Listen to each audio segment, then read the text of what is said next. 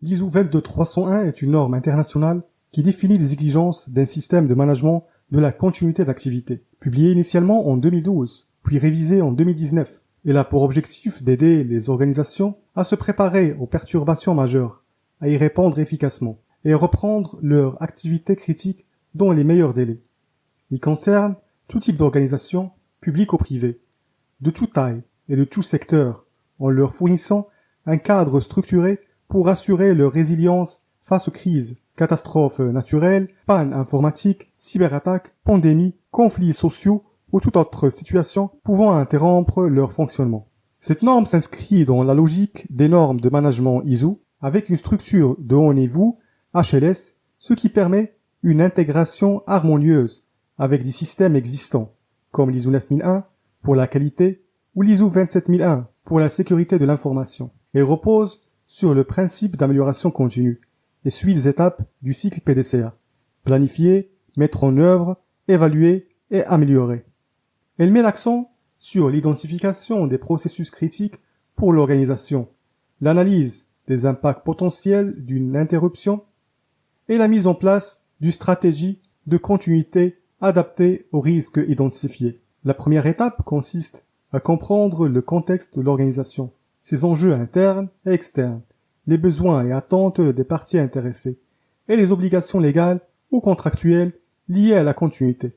L'organisation doit définir le périmètre de son système de management de la continuité d'activité et obtenir un engagement fort de la direction qui établit une politique claire, attribue les rôles et responsabilités et alloue les ressources nécessaires. Une analyse d'impact sur l'activité appelée BIA, Business Impact Analysis, est ensuite menée pour identifier les activités critiques, les délais de reprise acceptables et les ressources indispensables et les conséquences d'une interruption prolongée. En parallèle, une analyse des risques liés à ces activités critiques est effectuée afin d'évaluer les menaces potentielles et leurs probabilités. Ces deux analyses permettent de définir des stratégies de continuité, solutions de secours, redondance, externalisation, procédures alternatives. L'organisation doit ensuite documenter et mettre en œuvre des plans de continuité comprenant des scénarios d'incidents, des procédures de réponse, des plans de communication de crise et des menaces pour protéger le personnel, les données et les infrastructures.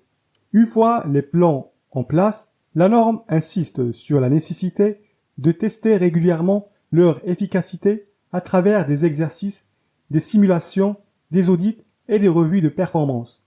Des améliorations doivent être apportées en fonction des résultats et des leçons tirées des crises réelles ou simulées. La sensibilisation et la formation du personnel sont également essentielles pour garantir une réaction rapide et coordonnée en cas d'événement.